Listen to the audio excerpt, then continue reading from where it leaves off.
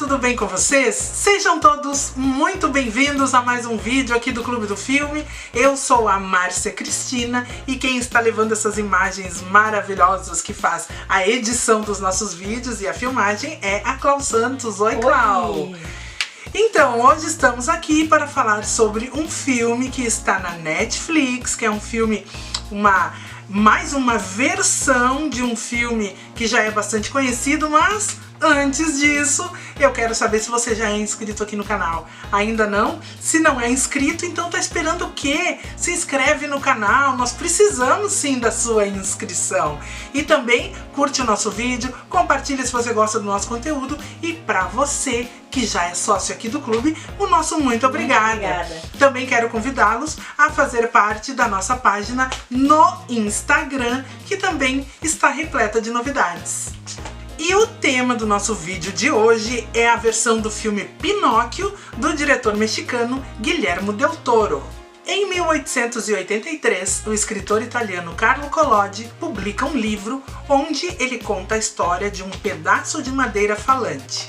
Gepeto, um dos personagens principais dessa história, é presenteado com esse pedaço de madeira e ele resolve então confeccionar uma marionete que seria o maior sucesso.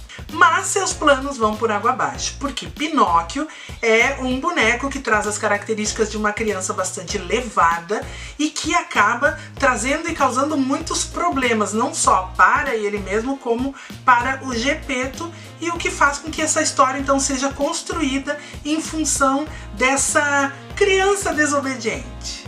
O diretor Guillermo del Toro há muito tempo planejava trazer a história do Pinóquio para as telas. E ele é bastante conhecido pelo seu estilo bem peculiar. Os seus filmes são aquelas histórias que transitam entre o terror e a fantasia, com personagens bastante assustadores e bizarros, e que, na verdade, quando a gente vai conhecendo esses personagens, a gente percebe que eles até são bastante simpáticos. E isso é possível a gente perceber em filmes de bastante sucesso do Guillermo del Toro, como O Labirinto do Fauno, que é de 2006, e também o filme vencedor do Oscar de 2018, A Forma da Água. O Guillermo nos apresenta uma versão completamente diferente do que a Disney trouxe nas suas duas versões em 1940 e também agora em 2022. Além do Guillermo del Toro na direção, também conta com a participação do Mark Gustafson, que é um especialista em animações. Focado em dar um tom mais realista, a narrativa se baseia nas relações humanas, se baseia especialmente nas consequências dos atos de cada personagem e de como cada personagem é afetado pelas circunstâncias.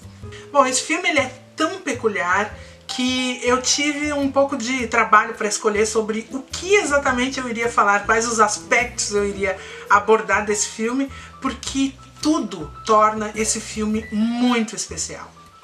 Algo que já fica bastante marcado pelo diretor são os impactos dos acontecimentos na vida de cada personagem.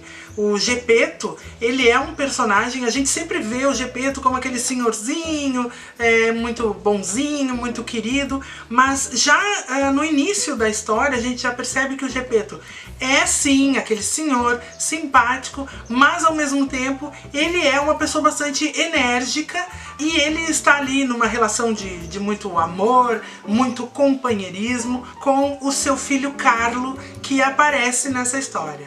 Guillermo del Toro teve uma ideia genial. Ele transporta a história de 1883 para um período ali que transita entre a Primeira Guerra Mundial, a Segunda Guerra Mundial, e ele mostra, inclusive, alguns momentos ali daquela Itália fascista de Benito Mussolini. Então, trazer essa história, contar essa história com esse pano de fundo é muito interessante, porque ele vai abordar temas que vão nos levar a entender o motivo pelo qual ele leva a história para esse período. Vejam a influência disso, a gente vê especialmente porque assim, é uma história que se sabe já que o Gepeto ele tinha um filho e que esse filho faleceu. E como é que ele aborda esse tema nessa história? Ele traz essa morte desse filho com uma bomba que cai numa igreja que é o momento então aonde ele morre. E é aí onde a gente vê o principal momento de mudança e de contraste com as histórias que nós já conhecemos do Pinóquio. Que o Geppetto, que é aquele senhor muito simpático, muito querido, ele é devastado por essa situação. E aí ele apresenta então situações onde ele está muito depressivo, onde ele fica extremamente revoltado, ele busca um certo apoio ali nas bebidas alcoólicas, e isso é algo que não é comum, a gente não vê, a Disney não mostra esse tipo de situação, né? Então a gente vê que trazer um pouco mais de realidade foi sim a ideia de Guillermo del Toro com essa história. E mergulhado em total amargura, num momento de muita raiva, completamente alcoolizado, Geppetto então resolve confeccionar um boneco de madeira. E é aí que surge o Pinóquio. E um fato interessante, como ele está ali num momento onde as faculdades mentais não estão funcionando muito bem, ele cria um boneco de qualquer jeito. Então o Pinóquio acaba tendo uma característica bastante tosca, bastante rudimentar. É um boneco bem diferente daquele que nós estamos acostumados. Que é dublado pelo ator... O Pinóquio que é dublado pelo ator Gregory Mann, ele se apresenta como uma criança sem limites, uma criança ali que não recebeu nenhum tipo de educação, que não está preparada, não sabe onde ele está, e ao contrário do que acontece nas outras histórias que nós já conhecemos, ele causa uma certa repulsa e um certo medo em Geppetto. E como na história original, um outro personagem que está muito presente nessa história do Pinóquio é o Grilo Falante. Nesse filme ele é Sebastião o Grilo, que é dublado pelo ator Ewan McGregor. E o Grilo chega nessa história também trazendo a sua própria história. E tem um elemento que eu achei sensacional, que na primeira aparição dele, ele surge com uma mochilinha nas costas. E eu achei ótima essa ideia da mochila, porque a mochila traz essa ideia de bagagem, algo que está chegando junto com ele. E ele traz realmente algumas coisas dele ali dentro da mochila.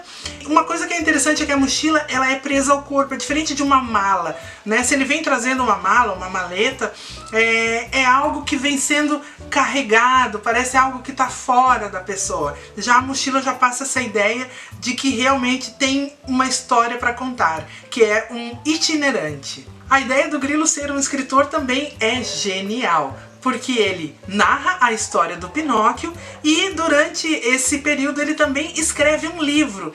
Isso significa que, de alguma forma, a história do Sebastião Grilo, a história que ele escreve, também serão influenciadas pela história do Pinóquio e do Geppetto.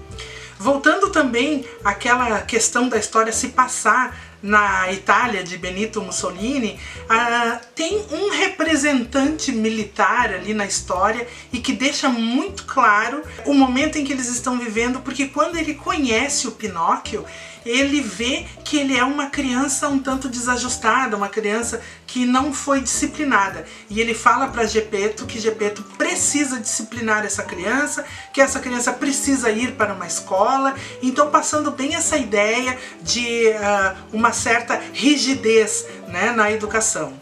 Temos os caras maus? Claro que temos os caras maus, como sempre. E esse cara é o Conte Volpe.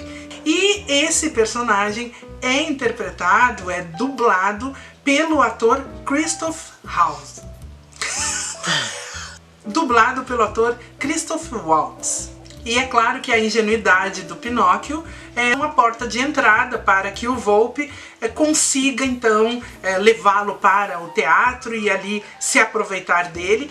Inclusive a relação entre os dois se torna até um tanto sombria, um tanto assustadora e até violenta. Agora pensem na surpresa ao saber que o Volpe tem um assistente. E esse assistente é um macaquinho chamado Spazzatura. Olhem só, esse macaco foi dublado por nada mais, nada menos que a grande, maravilhosa Cate Blanchett.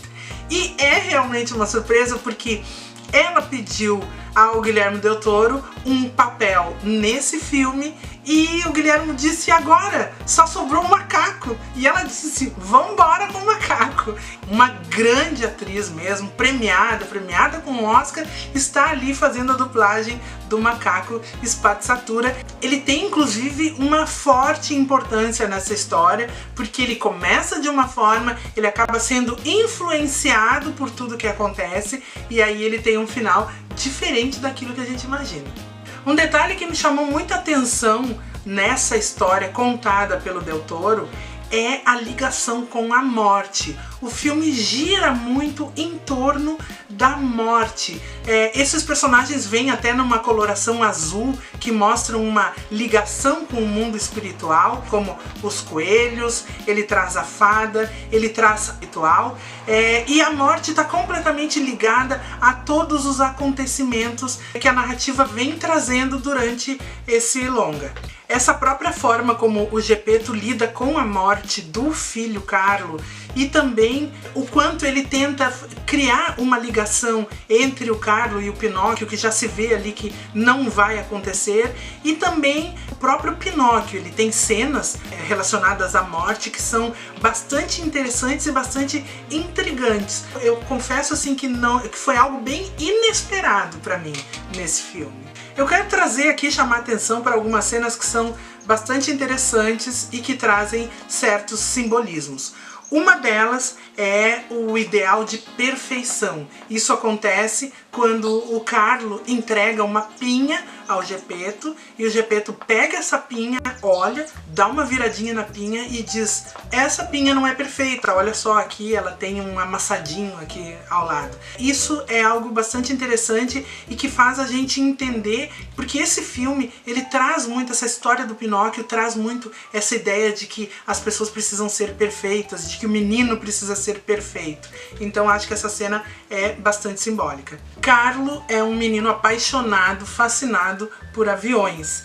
Uma coisa que acontece, a morte dele se dá devido a uma bomba que é jogada de um avião. Acontece dentro de uma igreja onde o Geppetto está confeccionando, esculpindo um Cristo crucificado, o que acaba causando uma certa revolta no Geppetto.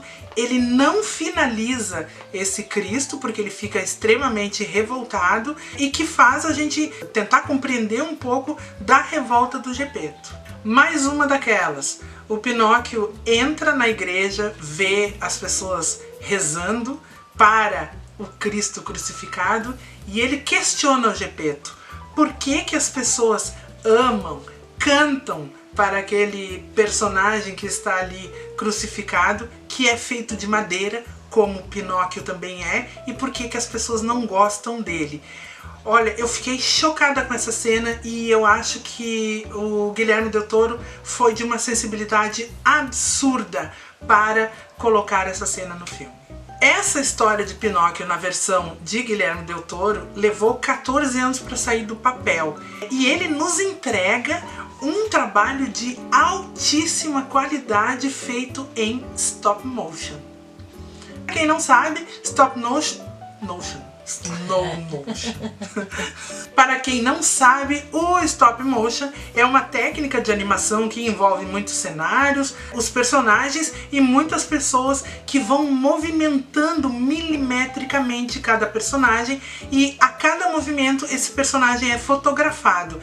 Depois essas fotos são unidas e é o que nos passa a ideia de movimento, e isso dá um trabalhão danado.